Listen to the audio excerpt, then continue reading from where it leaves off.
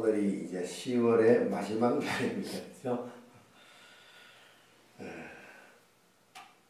시편도 이제 마지막, 이제 119편 마지막 절을 우리가 봅니다. 말씀을 경외한다 그랬어요.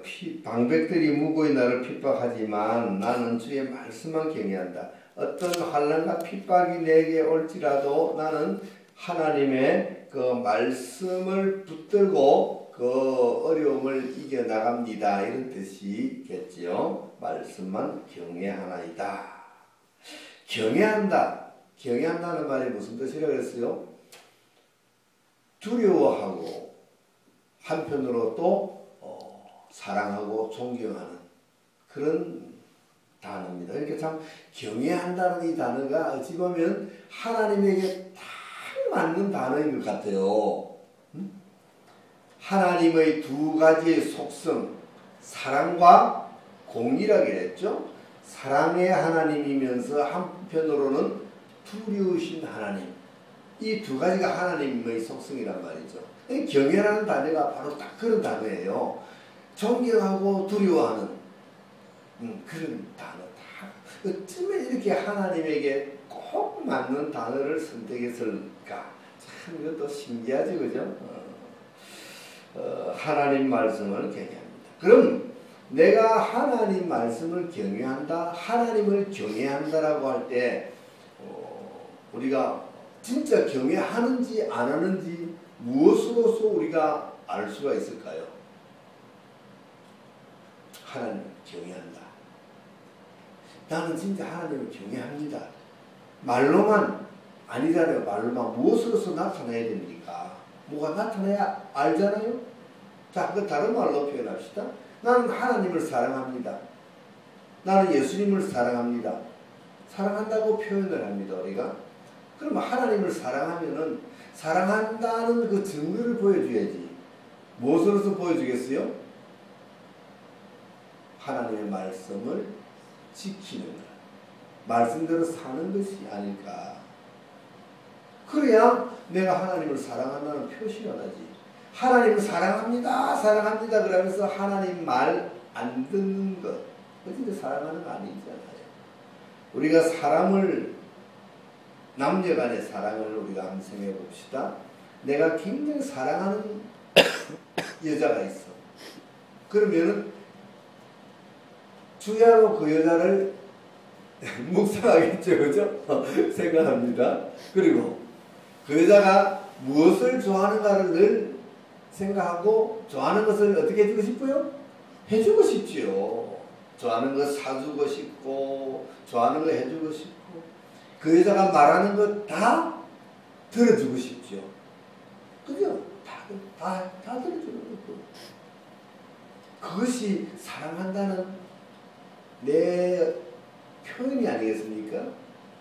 만약 사랑한다고 그러면서도 한 번도 못 보고 싶다 생각도 안 하고 한 번도 어디 선물 한 번 안 사주고 뭐 해달라 그래도 안 해주고 그러면 그 사랑하는 걸까요? 그 사랑 안 하는 거죠. 사랑 진짜 사랑한다면은 해달라 하는 거 다 해주고 해달라 안 해도 해주고 우리가 자식을 사랑하면은 자녀를 사랑하면은 자녀 해달라 하는 거 다 해주잖아요. 마음을 알아서 해달라고 안 해도 그 마음을 알아서 우리가 미리 해주잖아요. 그 사랑하는 거지. 하나님을 사랑하는 것도 마찬가지다. 하나님의 말씀을 지키지 않으면서 하나님이 하라 그러고 하지도 않으면서 하나님 사랑합니다. 입만 갖고 사랑하면 안 되는 거예요. 교회에서도 성도님들 목사님 사랑합니다. 목사님 존경합니다. 말은 그래 해놔놓고 응? 말은 그래 해놓고 목사님 뭐 하라 그래도 안 하고 뺀질이 하는 거 사랑하는 거 아니지. 그렇죠? 존경하는 거 아니죠. 바로 그것입니다.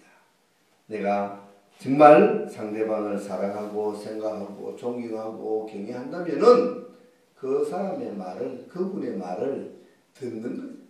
그분을 듣는 거죠. 그러니까 그 사람을 사랑하는가 안 하는가를 뭐로 보면 알 수 있어요? 말하고 행동하는 걸 보면 알 수 있다. 그렇죠? 사람이 많은 탈취물을 얻은 것처럼 나는 주의 말씀을 즐거워합니다. 하나님의 말씀을 내가 참 즐거워하는데 얼마만큼 즐거워하는가? 탈취물을 얻은 것. 이 시대는 전쟁을 쳤어. 전쟁을 했어. 전쟁에서 승리해가지고 적군의 그 물건을 빼앗는 거, 탈취물. 그것을 빼앗아가지고 이렇게 나눠 가지는 그것이 가장 즐거움이었다 그래요. 그러니까 그것을 얻은 탈취물을 얻은 것처럼 내가 뭐 한다고요? 하나님의 말씀을 그렇게 즐거워한다. 그러니까 어떻게 즐거워한다? 최고로 즐거워한다. 최고로 좋아한다. 하나님의 말씀. 요새 우리 구동현 형제가 하나님의 말씀에 심취해가지고 너무 즐거워하는 것 같아. 정말 먹어도 질리지 않는 그런 음식처럼 맛있죠, 그죠? 하나님 말씀 맛있죠? 어떨 때는 좀 알쏭달쏭하고 모르기도 하고 하면서도 자꾸만 알고 싶어지고, 그죠? 그것이 하나님의 말씀입니다. 즐거워합니다. 내가 거짓을 미워하며 싫어하고 주의 법을 사랑합니다. 거짓은 미워하고 하나님의 말씀은 사랑합니다. 주의 어려운 규례를 인하여 내가 하루 7번씩 주를 찬양합니다.